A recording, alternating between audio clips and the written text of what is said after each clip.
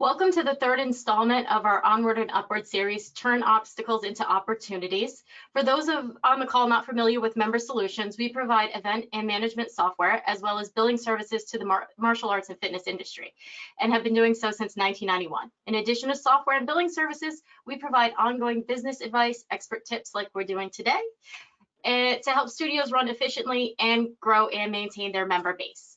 I'm Kristen Kirchville, Client Success Manager for Member Solutions, and I'm here with Sarah McGeehan, also Client Success Manager for Member Solutions. And we're thrilled to have Eric Charles Russell with us today on the phone. He's a sought-after sales trainer for the martial arts and fitness industry. Thanks for joining us, Eric. Thanks for having me. Appreciate being here. Yeah, always a pleasure. A little bit about today's series. It's the third installment of our Onward and Upward series. All registrants will receive a replay of the first and second installment, as well as a replay of today's.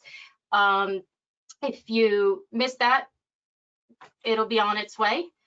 In today's installment, though, we're going to be covering some of the harder issues. We've heard from clients who have already resumed in-person classes, as well as clients who have not yet been able to resume in-person classes. And they come to us with those questions, the tough ones, right? And that's what we're going to discuss today. So what we're going to do is we're just going to dive right in with our first question. And the first question is on everybody's mind, and I think you guys could probably agree, this is probably one of the questions you get asked the most right now, is how do you get your members comfortable with coming back, with resuming in-person classes after you've been virtually training or possibly even closed? I can jump in on that. What I've had a lot of success with my clients with is offering that hybrid type of schedule. So being able to provide virtual and in-person classes at the same time. Also running the virtual classes while in-person classes are happening. As the members are sitting at home doing their, martial arts training, fitness training, whatever it might be, when they're seeing more and more members joining in and more familiar faces coming back to the studio, it starts to make them feel comfortable. They're seeing the precautions that you're taking, they're seeing the social distancing, all of that good stuff. So as they see that, it's not this germ fest that they're walking into, right? Yeah. That they're more comfortable heading back. And another option too is offering those outdoor classes. We touched on this in the last installment, but offering those outdoor classes not only is going to make people feel more comfortable because of course they're outdoors and they don't have to worry about surfaces and all that good stuff. Even if you do partial classes outdoors, do half of it outside, the other half inside if you have to get on the ground or anything like that. But it's also kind of cool marketing for people driving by that see you guys outside participating in classes, having fun, doing it safely, and they're like, maybe I could sign up for that, right? I don't know if you have anything that you can speak to, Eric, about, how do we make people feel more comfortable coming back to the facility, or what your experience has been? Yeah, definitely. One of the things, when you look at any challenge in your business, any challenge as it relates to a prospect or a member, the best strategy is to be ahead of it, right? That's kind of what you're talking about a little bit, to be ahead of it, be ahead of their objections. So know that, hey, I got to talk to my husband, I got to talk to my wife, girlfriend, turtle, whoever I got to talk to. We know that's going to come up. And if we get ahead of it, it's less likely to be an issue. So now take that and think about fear. If we wait for them to bring a fear up, like COVID, like coronavirus, or any other fear they might have, when we address it, we come across as being defensive about it. If we're ahead of it, we help them feel secure about the fact that we're doing something about it. We're answering something that didn't get put on us, so to speak, right? So addressing fears is all about how do I reassure somebody? That's how we overcome fears with people, is we reassure them that it's going to be okay. Like with the sales process, one thing that we run into with parents, and I don't know how many have gone deep enough into this in terms of owners, but sometimes parents will not want to bring their kid in because they're afraid they're going to look like a bad parent. And they're like, wait, what do you mean, Eric, a bad parent? How they, because they see their kid as needing discipline. And they're going to bring their kid to a place where all the other kids behave, and their kid's the only one who's not behaving. And so what we got to do is we got to get ahead of that. Why do you want your kid to come train here? Oh, discipline. Well, listen, that's the number one reason parents come to us, is for discipline, right? So your kid's going to fit in with everybody else that's, you know, picking their nose and jumping off the wall and doing everything else, they not keeping their, you know what I mean? So now they feel more secure about it. So let's talk about the topic du jour, right? The COVID thing. Don't wait for them to bring it up. Address it. Even if they're not afraid. See, the thing is, if they don't have a fear about it and you address it, it's fine. But if they do have a fear about it and you don't address it, that's when you got a problem. So my point is this: be ahead of it. Reassure them of what you're doing so that when they show up, they can train safely, or their family can be safe when they're there, or maybe their family can't even be there. I don't know. Maybe that's one of your protocol. Like, listen, you drop your kid off and get the heck out of here. We're going to take your temperature, and that's the whole deal. So that's an important piece in terms of helping get through those fears, is just understanding that they're there, getting ahead of them, addressing them straight up, and reassuring them that what you're doing is, you know, all of these, whatever the protocol is, whatever the things that you're doing, will allow them to train safely and not be exposed to any kind of crazy thing, you know, that you're just letting people walk in, show up, and do whatever. And if you're seeing, you know, a big, like if you're one of the states that's seeing a spike right now, which I think like 41 states are like that, so you're probably one of those states, you take steps where you limit people coming in. My son goes to this school, and it's a limited capacity school. When we walk in, I got to have a mask on. He gets his temperature checked. I get my temperature checked. They ask us questions. They even ask us if I've been to like Clayton, which is one of the areas around my place where people have seen some. They ask questions. So I feel pretty secure going in there. And when I go in, I got to do the hand thing, the whole deal. I walk them in, walk them out, and that's it. You know, and you may need to do that for your school as it relates to kids and all that stuff. So my point is this: address the fear, be ahead of it. If you're ahead of it, you'll see they'll be more secure about showing up, because they don't feel like you're just giving them an answer to one of their problems. You're actually ahead of it before it became a question in there that they dropped on you. You're not defensive about it. And that's what we've been coaching clients on too, Eric. You're exactly right, is getting ahead of it. So we've been coaching clients on creating videos where they can post on social media, like, hey, this is what a walkthrough looks like. This is what your kid is, what they're going to go through. They're going to have the temperature check. They're going to come in. They're going to have their space, their X, their cubby, their whatever there is there. This is what they're going to do. So create that video.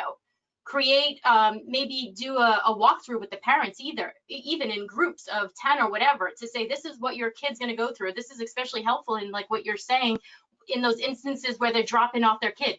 What's happened to my kid once I drop them off, right? Well, right. What process are they going through? You have to get ahead of that. And then you also have to communicate, you know, through email too. Hey, this is what we're doing to keep your kid safe or keep you safe. And this is what we expect you to do in return to manage the safety from those things that you can manage, you know? So it's you're exactly right. Staying ahead of it, I love that, is the theme here. So yeah, and look, sorry, Sarah, go ahead. I was just gonna say, we've touched on it a lot, that communication is key. Communication is key. Totally. A lot of people really wanna keep, you know, like, hey, let's just kind of go about life as it is. Of course, I'm taking these precautions, but let's not focus on it too much. No, that is the focus right now. So we have to. So your visual reminders, the most successful clients that I've worked with over these past 4 months have their protocols posted on their Facebook, have their protocols posted on their website, are sending out communications and posting communications at least weekly, and they're actively talking about it. Hey, this is what's happening right now in our area. So these are the things that we're doing, that we're changing to make that good.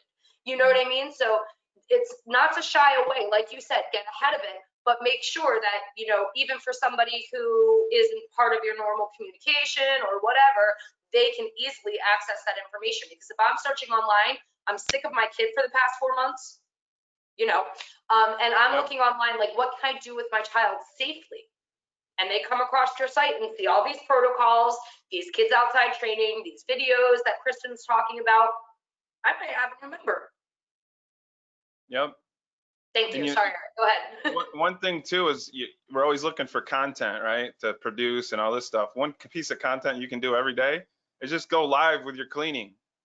Literally just set it up, leave it. It's the most boring content you're ever going to produce.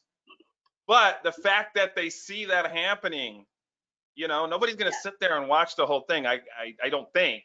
Maybe they will. I don't know. But it's just another thing. Right? Yeah. 4-year-old might. Yeah, it's just another. Yeah, I know. My kid watches the dumbest things on YouTube. I'm like, and I look and there's 23 million views. Yeah, there's like kid opening up monster truck, 23 million views. I'm like, what am I doing? Writing books and doing sales training. God, I could be opening monster trucks. Right? The other day I said to my daughter, what are you watching in there? She's like, oh, I'm watching somebody play a video game. I'm like, oh, my son does that all the time. Minecraft. Yes. He's gonna learn. Yep. Yeah. But moving on to the next one, I mean, those are all great points. And the next one is something that is, I tend to be a passionate about it, but so you reopened, right? And you're well, not reopened, but resumed in-person classes. And a portion of your member base is delinquent. You know, what's the best way to handle that? And a lot of times I talk with clients about a fresh start program, you know, and basically this is right now, like, retention is key. You have to keep the people you have. It is your most cost-effective option right now, right? In this crazy world we live in today. So by doing that, you don't want to let something like a past due balance get in between. So oftentimes we have clients who want to do this fresh start program, which basically says, hey, my goal is to get you back in here and train. You come back here, you pay one payment, you come back here and train. Where if they're on a term contract, you know, like a 1-year contract, they'll tack the payments on the end. Or if they're on a month-to-month, guess what?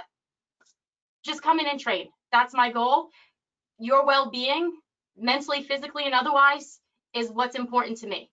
So a lot of times, that's what we're working with, you know, and this is a really good time to you don't want to advertise it per se. It's something you want to handle, you know, based on an individual basis. Because if somebody's just looking to cancel and, you know, you do the fresh start or something like that, it's like, okay, you know, they're kind of working the system a little bit, right? But those aren't really the people you're concerned about, right? You have so much more to gain by getting those people back in than by not putting into a program like this in place to get the people who really do want to come back in there.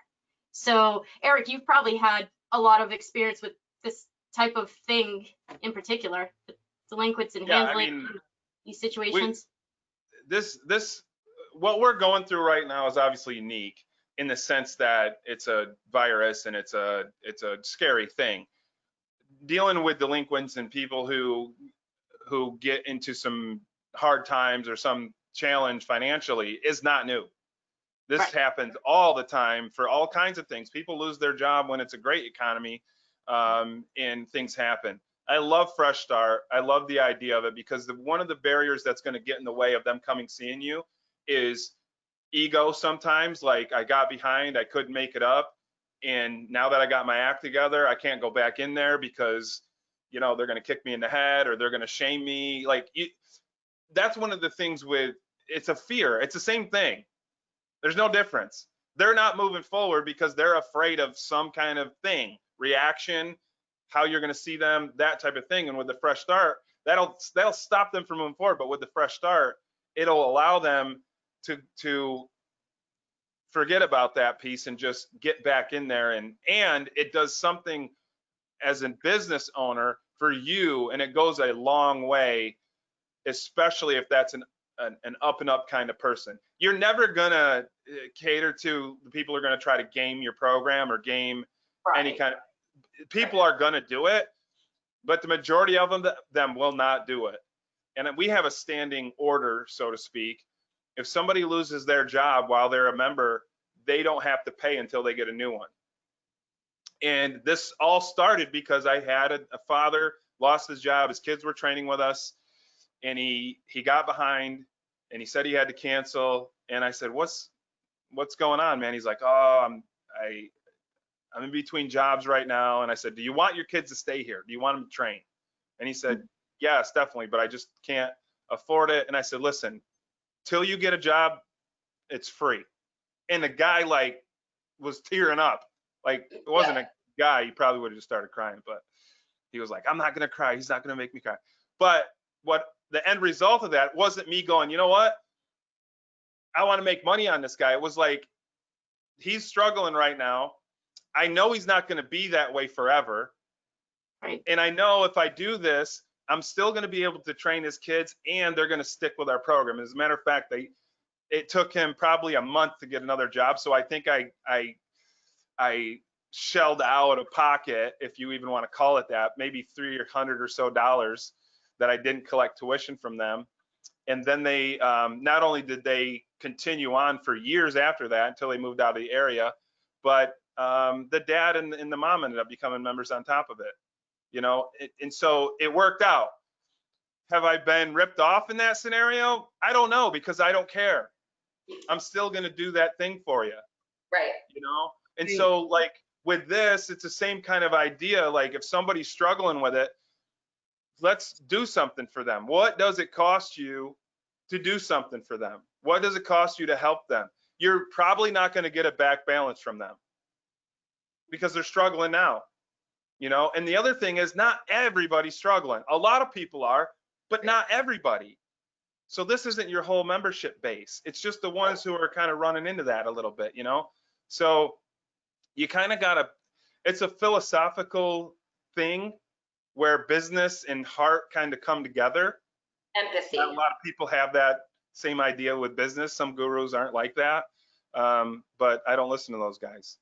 So, well, as you mentioned earlier too, it helps to kind of break down barriers, like you know, and that's part of what we do too as a full service billing company. Sarah, you know, you work with clients all the time, and basically this is what we help them do, because they might not tell you their master, their sensei, their coach or whatever, but they might tell us Member Solutions what their problem is, and that helps us kind of say, okay, this is a good candidate for a fresh start program, you know? yeah. So Sarah, can you talk to a little bit about your experience with that? Yeah, I was actually going to kind of piggyback on Eric too, another part of this, that so in my own personal experience as a mom who did cry when I had to pull my daughter out of an activity that she was in love with, but I was at a bad spot in my life when she was very little, right? So that person offered her a free membership until I could get on my feet. Not only did I come back stronger and able to, you know, pay him, but I've referred no less than 25 people to that man. Mm-hmm. I will never not refer somebody to him. Never not. Because you know what? When I needed it and my kid needed it, he was right there. You know? Yep. So not only did they make money off of me for years to come, no less than 25 people that were members for at least 3 to 6 months, if not longer. So that's a whole lot of money, you know? And he never once regretted letting her train for free. Never once. So anyway, moving on to that Fresh Start program. When I'm talking to clients here, there is that whole ego with members and the people that they're close with, the owners of the business, the people that are training. Pride. I think it's more pride than ego. Pride. That's a much better explanation, yes. But I don't want to go to somebody that I'm super close with and say, hey, I'm struggling right now. I don't want to do that. I don't want to have that conversation. It's uncomfortable. It makes me feel weak. And I know that a lot of people feel that way. I don't ever want to feel weak, especially as a parent. So being able as a member to reach out to Member Solutions and not realize really that they have constant communication with our clients. So when I call and I say, I just can't pay this anymore, I've lost my job. That's all there is to it. That's really unfortunate. You know, we act as an extension of the customer service team for your facility. So we're your front desk, even though we're not sitting in your facility. That's really unfortunate. I'm so sorry to hear that. Let me review your account. Let me see if there's anything I can do. That's where we reach out to you. We don't tell them that, but we reach out to you. And we say, this is the situation. What do you think we should do here? Here's some of my suggestions. So maybe we put a freeze on payments for X and we tack them on at the end when they're ready. Maybe we do that for 4 months. Give them some time. You know what I mean? But we want to keep that person in. The most important thing, of course, money. You have bills to pay. We know that. But one member, you know, let's try and keep that person here, because what you're building is loyalty. You're building a referral for sure. It just is one of the most important things. And having worked with many clients coming on board over the past 10 years, every time I present the Fresh Start program and how we can help implement that for them, they're confounded. You know, like, I would have never thought of that, you know. So it's been a lot to keep retention, and like Eric said, there's a lot of people out there that money. That's it. You don't build brand loyalty with money. You build brand loyalty with empathy. And don't be hard-headed when you get advice from Member Solutions. That's one thing I see sometimes too. Well, I don't want to do that. They know what they're talking about when it comes to this thing. Okay, maybe you don't want to take advice on how to teach classes from them. Okay, fine. But billing and how to handle that, take the advice. We have the unique experience where we work with hundreds upon hundreds of clients all day, every day. That's what we do. So not only are we offering advice, we're also receiving it to pass along to other clients. And it just makes a unique situation. No, I've never run a martial arts school, but man, I talk to 400 clients every month. For the past 10 years. That gives me great ideas. Right, exactly.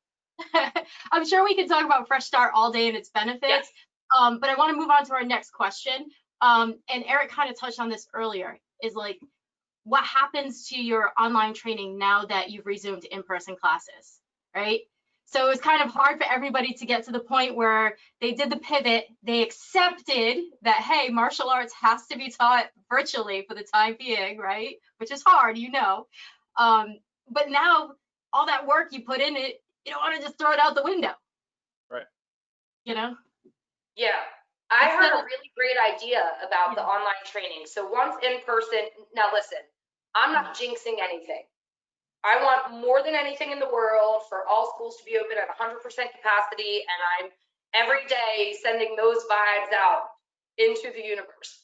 But what we've seen is up and down and forward and back. You have to keep that online going for now. You do.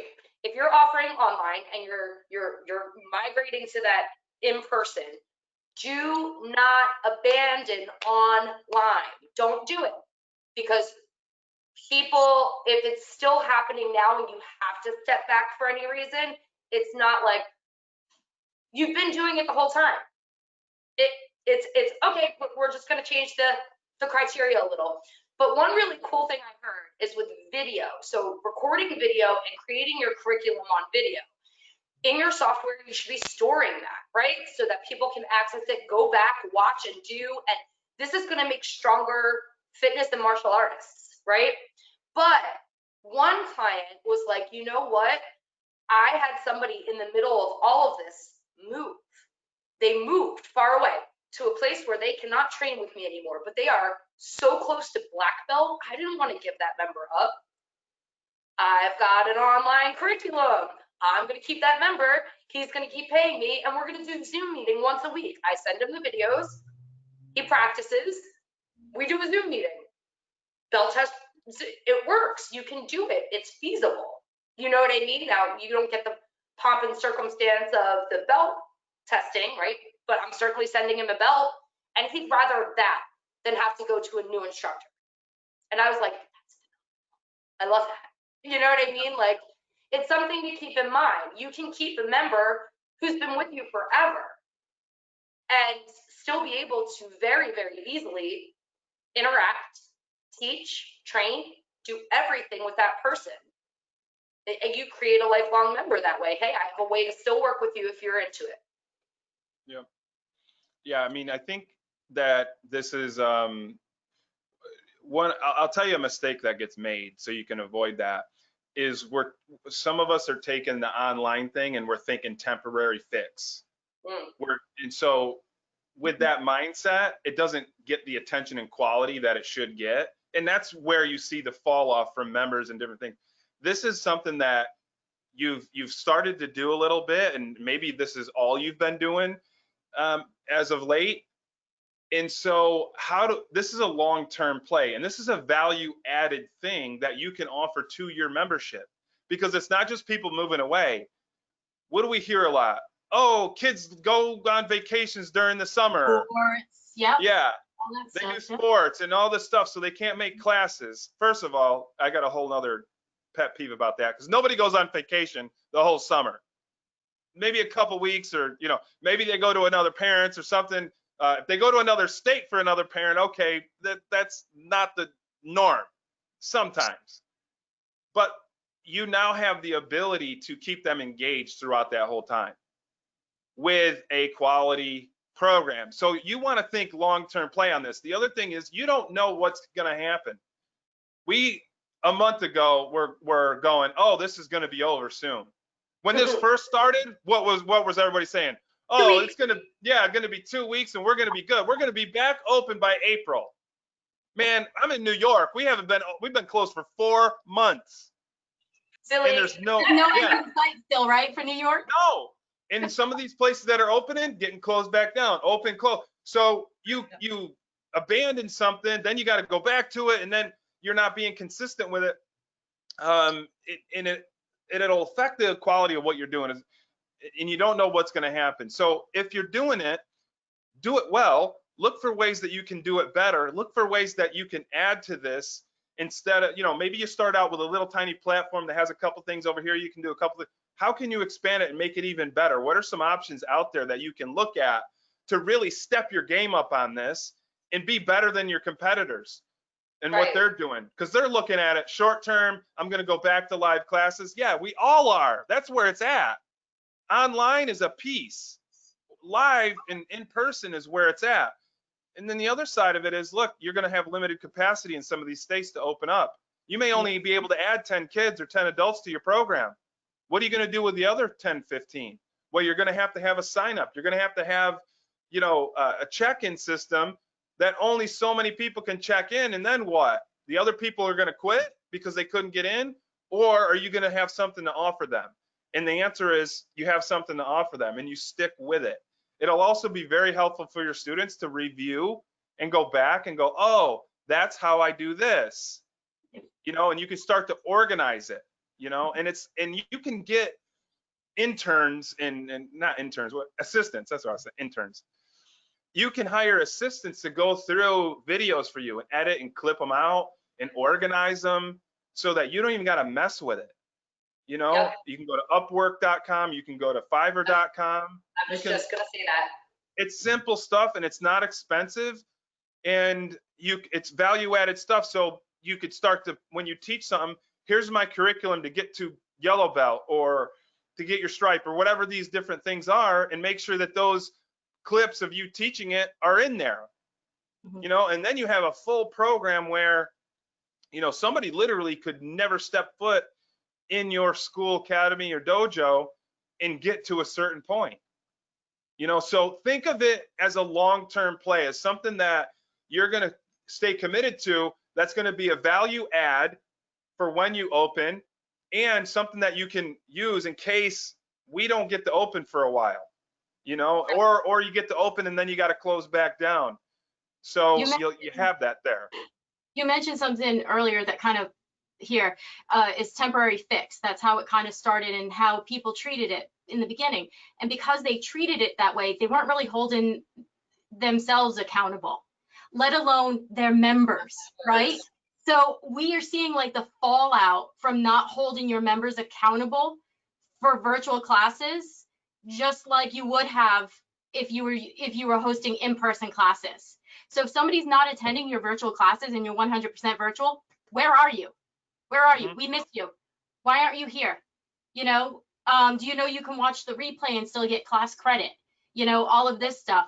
I see people who kind of pivoted hard when they had to, and they're doing driveway belt promotions or striping or something, you know.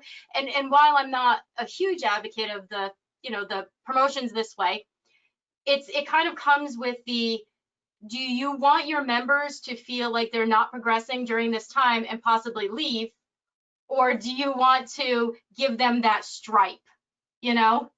So if you are closed like for months and months, like New York has been, right? All of your members, if you're not doing that, haven't received anything, then it's like, okay, so I didn't give them anything. Now I want them all back, right? But during this time, I didn't hold them accountable. I didn't support them. You know, I know I could go so deep, but Sarah, you were about to say something. I was just going to say too that, you know, in fitness and martial arts alike, you are telling your members that there are certain commitments. There are certain honors and characteristics and who you are as a person that matter. Your commitment to things, your honor, all of those things, whether it's fitness or martial arts, right? But are you holding yourself to the same standards? You have an obligation, if you want to keep your business, to make sure that you're providing the very best you can. And your members have an obligation, because they have agreed to it, to follow you, support you, and do their best to make it fruitful for themselves and obviously for your business, right? This is a commitment to each other. So regardless of whether you're closed for 2 weeks or 4 months, and I again, we hate saying closed, but can't do in-person classes, you have to fight every step of the way to provide value, because you expect every step of the way that they are going to remain committed. Commitment. You are committed to them as much as they are committed to you. Don't let them fall off. There's a million ways to do it. And we've seen a million ways to do it. If videos don't work for you, give me a call. I'll tell you how to do 15-minute private Zoom classes with every single one of your members, and you only work from 9 to 12 every day. I've had instructors go to their members' houses to show them how to use Zoom. Right? Yeah, you know, that's a good point. That is one thing we have seen this, especially in the fitness side of it, where people drop off and we're going, why are you dropping off? Well, it's hard to see on my phone. Solution, we don't want you using it on your phone. We didn't know that was going to be, you don't think that's going to be an issue, like somebody's going to try to watch the workout and do it on their phone. Wait a second, I got to show them how to get it on their TV or on their computer or something like that. Yeah. Because you don't think that might be an issue, you know? So you got to, again, you got to think on the long-term piece of this, and how can you do creative things for them? I mean, you just mentioned belt promotion. Think about the idea, you know, matter of fact, Sarah, I know you did this for your daughter. Drive-by birthday deal, right? Which is so cool. Imagine if you met all the kids at the driveway and gave them their dang belt. What are you charging for a belt promotion? 40 bucks, 50 bucks? So you're getting $40, $50 a stop? Might be worth it to make 20 stops, 30 stops. If you got 50 stops, even better, get some other people in to help you out, or do it over a couple days. It's going to cost you what? Whatever gas is right now. I don't even know what it is. Go to an empty parking lot. Everyone parks one spot away from each other that's getting promoted. You know what I mean? And have the kids standing in the parking spot. Or if you don't promote in mass, a lot of our clients do like one-off promotions. Create a belt promotion parade. Hey guys, Sarah's getting her belt today. If anyone wants to meet us at Costco at 7:42, we're gonna drive by at 7:45 and honk and beat for her getting her belt. Yep. Awesome. Those kinds of things, they go a long way. I'm gonna kind of skip through here because I know we could. Yes. So I'm just gonna skip down to one of the big questions we were asked is what happens if someone at your location contracts COVID, right? What are the next steps? It's the thing that everybody, you don't want to even think about it, but you actually have to like plan and think about this one like anything else, because I've had I've had clients who have had the pure 100% transparency all over the place. This is what happened, this is what we're doing. And then I've also had clients that say, hey, you know what, I'm going to communicate to the people who are actually here, right? So either way that you're kind of planning for that, you want to be sure that you're keeping track of who was in your building. So that's important. Keep track of who was in your building and be able to attach that to communications that you can send out pretty rapidly to that group of people. I know, our software obviously does this, but that's kind of not my point in this. It's to be prepared. And Eric, I think you might have some thoughts on this. I'm sure as a martial arts school owner, you've kind of thought about this at least, right? Like what happens, when we can reopen? What happens if we have to, if somebody has, contracts COVID? What do we do? Yeah, I mean, every state has guidelines you got to follow. So that's step one, is make sure you're following the guidelines within that state. Again, this I think is a business philosophy kind of thing. There's a certain level of protocol that you got to maintain. A minimum, I think, is contacting the people who may have an immediate exposure. So, I would not be calling every single member, but I sure as heck would be contacting every member that came into that proximity within that time. Again, I'm going to get ahead of it too. I'm not going to wait, or I'm not going to try to hide something and hope that it's not going to be found out because it's going to be bad publicity or any of that stuff. It's going to be bad publicity if you don't do anything about it. That's going to be bad. So, you follow your state's protocol and what you're supposed to do, and you contact the people who would potentially had any kind of a immediate impact to that. I'm not going to call somebody who comes on a Friday if this happens on a Monday. I'm going to have it handled by then. So and everybody's got different regulations that they got to follow as far as that. I think it's pretty standard for the most part, but there are some differences. There's nuance, yeah, little things, but I think for the most part is just, again, it goes to what we've been talking about. Be ahead of it. If it's an issue, deal with the issue. Hiding from the issue will only make it worse. Right. Even though we think, wow, this is going to be the end of my business because somebody got COVID here, and it's not. I mean, listen, I've had MMA gyms. Guys get ringworm and staph infections. We had staph come through, and we had it came from a competition. He brought it back to the school, and this guy went into the hospital over this because he didn't even know he had it, and just got very sick. Crazy story.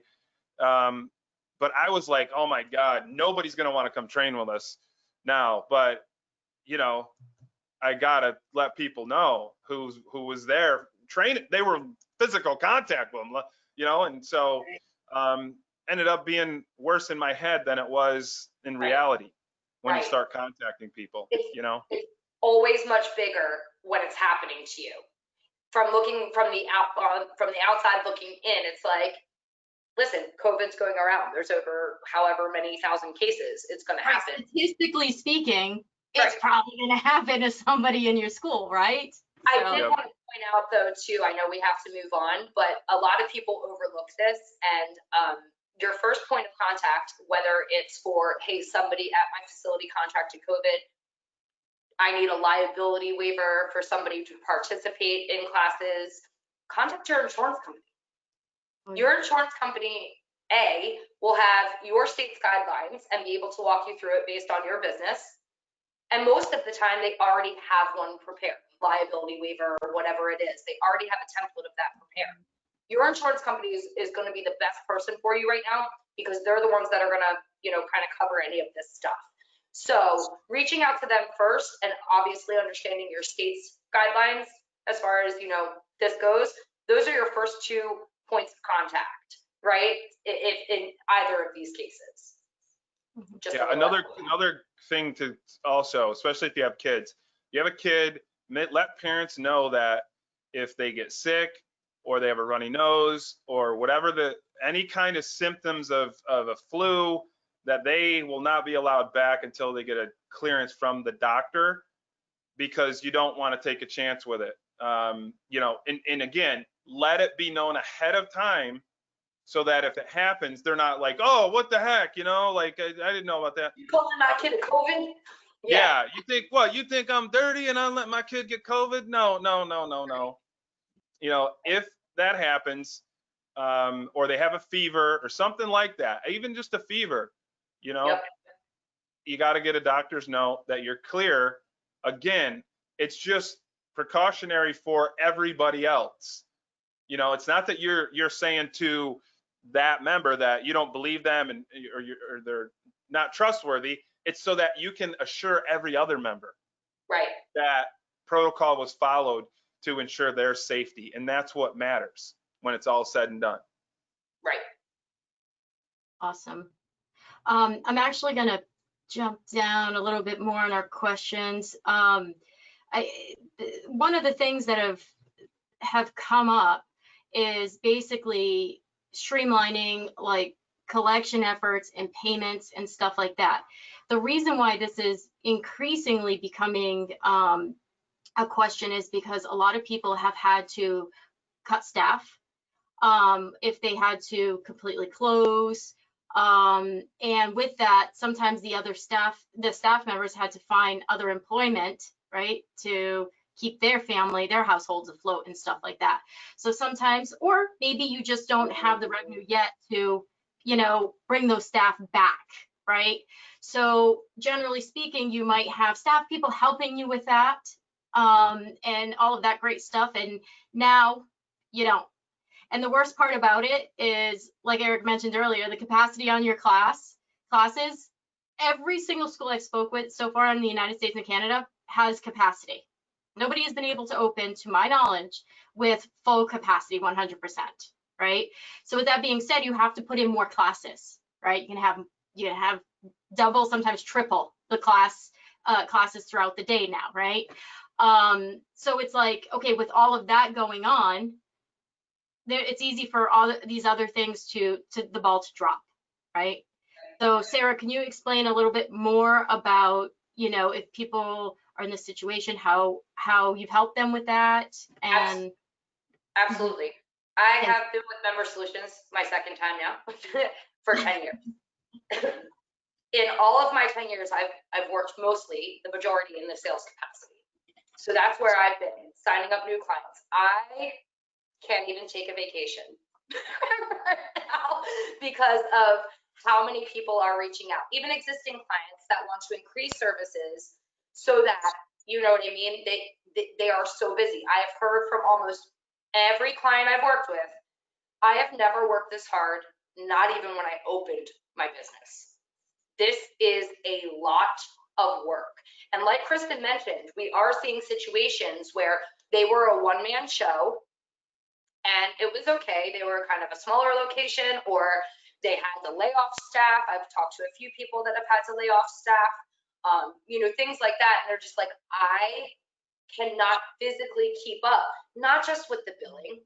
It's not just billing, but what they're seeing is, hey, I'm communicating out. This is what's happening with your billing. We're going to add time to the end of your membership. We're going to do this. We're going to do that. There's a whole bunch of things you can do for your members and still bill, as long as they're able, using empathy, to continue to pay.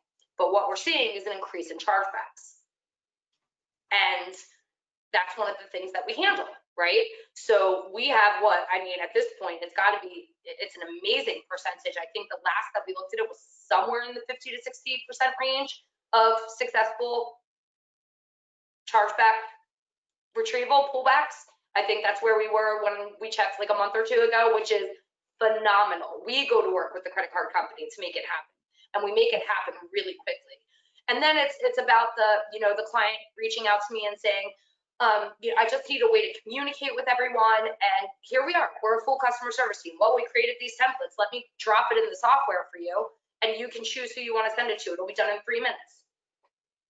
So having that team of people that's accessible and paying them way less than you pay somebody full time to manage billing, chargebacks, cancellation, freeze requests, send my clients an email. We can do all of that for you. So we're seeing such an uptick and people going, even our existing clients, man, I knew I loved you guys, but now I really love you guys. You guys got done so, like, I didn't realize that you could all the love letters. Yeah. They're pouring in. Half my emails are people, thank you so much. And I'm like, stop emailing me. No, I'm just kidding. I love it. I love receiving those. It's great.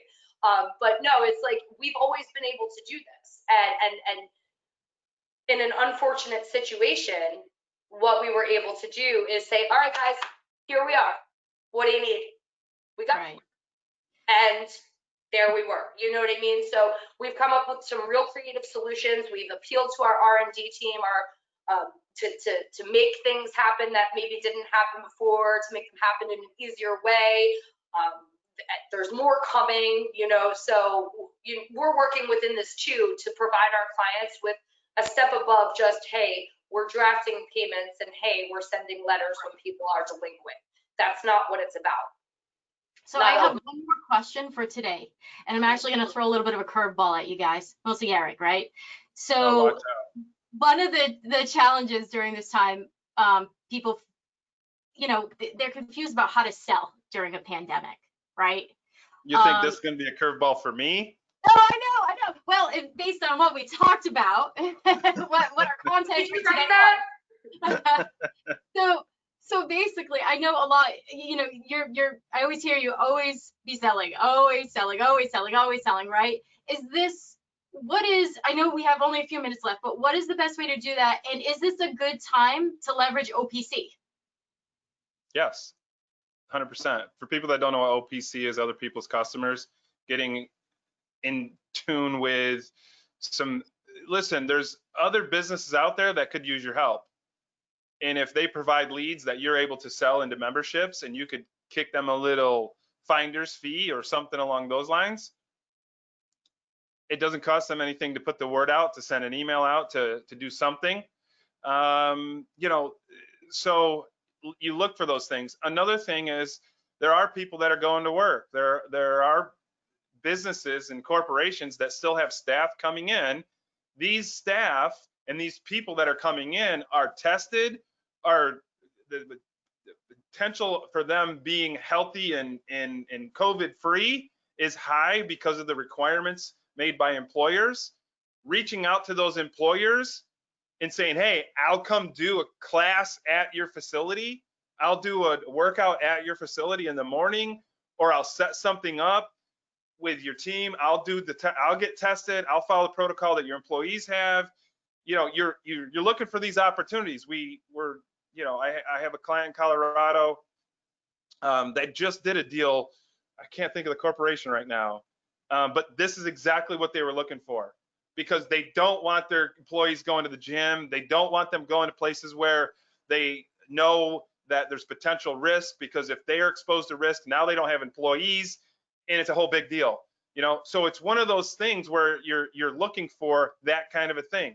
Same thing with what I was just saying. My son goes to a school, and there's kids that are in there that this would be a great activity for them, where you go in once a week, or you go in and listen, I'm not saying do it for free. I'm not a big fan of doing anything for free. I charge for billing, okay? Like, I actually charge members for member solution services. So I don't like to do anything for free. Then same thing. You go in and you put a proposal together to come in and do something one day a week, and you may not charge the actual school or the daycare, but you put it out to parents. Hey, we have this program. If you would like your child to participate, it's this fee, and you could get 10, 20 bucks a kid, and it won't matter to the parent. I mean, the dang bill for my kid going to this place is 50 bucks. Okay, no, that's nothing. You know, like, do it. And now you're getting $200 a month from that kid. just to go in there once or twice a week. Again, it's to think about it. And then as you come out of it and they can come to your facility, so what are some businesses that you can tap into like that, where your clients, customers, members are at? They're there and you're not competitive with that business, but you can enhance that business and you can even provide an extra source of revenue for that business. The school, again, going back to my kids' school, they have limited capacity. That means the revenue isn't what it could be. Well, if they can offer another service and charge for it, they can get some extra revenue coming in. You share the revenue with them and you have basically no marketing expense, just a couple phone calls and meeting with them. And again, following protocol and all of that stuff. So yes, that's one. What was the other question? You got me going on other people's customers. I'm really disappointed that you didn't reply to that question with, yeah, you know me.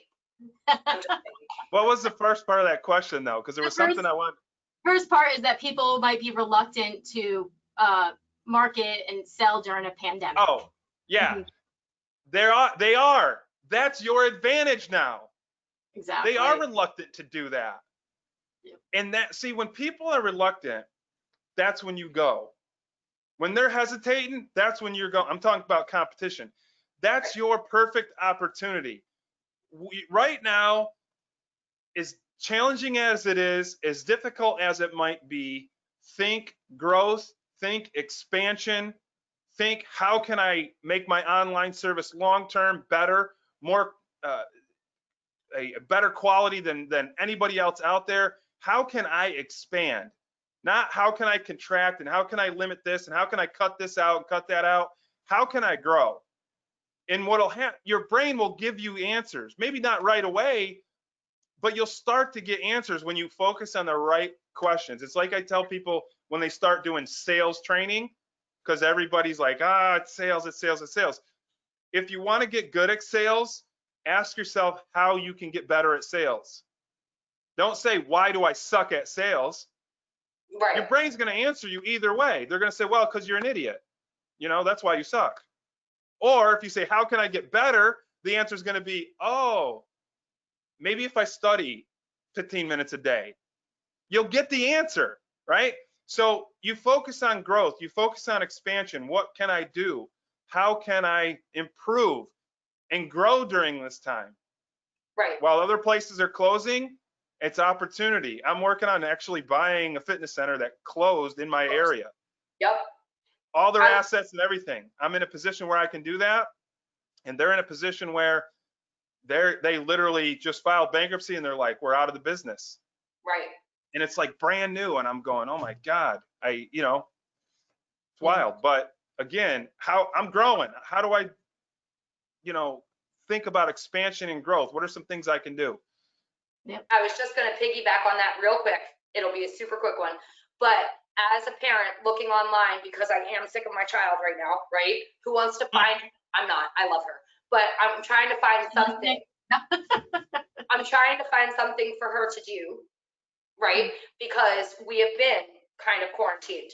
Now, for the facility owner that says, no, I'm not in person, I'm not going to bill people, I'm not going to offer anything online, and then 6 miles down the road, you have the guy who's going, look at this amazing package we put together. You can meet with us twice a week on Zoom. And then if you want to come meet us at the park and we're going to do this, look at all the fun these kids are having. Boom. This guy's 2 miles from me. That guy's 6 miles from me. Guess who won? Mm-hmm. Guess who won? He was available at a time that I needed him. He was willing to bend to what's happening and make it accessible for pretty much anyone. And you know what? I'm going to drive the extra 4 miles, even though, I have a full-time job and I do this and I do that, when we are able to fully resume in-person classes, because there he was at a time that I needed him. So if you're shutting down what your offer is, if you're shutting down the possibility of bringing people in at this time, all you're doing is fueling your competition. That's it. And I've heard it 1,000 times. These clients are calling me going, I can't believe I signed up 4 people this week. And I'm like, I can. Look what we're doing. And families, they're signing up families like crazy. Whole family. Yep. So, but I know we gotta go. I don't want to cut you off. I know Eric has to go. As much as we could sit here and talk about these topics all day long, Right. I just want to say thank you to you both for joining today and for your insight and stuff like that. For all of you joining us, we will send the replay of today and, you know, to anybody who's registered for the event, as well as the 2 prior ones. If anybody has any questions, we will answer them. If you want to shoot them over via email, respond to the email that we send out to you with the replay. We're happy to respond to any questions that we receive then. Anything else you guys would like to add? Thank you so thanks for much. having me. It was fun. All Good hanging right. out with you guys again. Yeah. For sure. It's been too long. No. All right. Thanks, guys. Have a great day. All right, You you too. as well. Take care, everyone. Bye. Bye.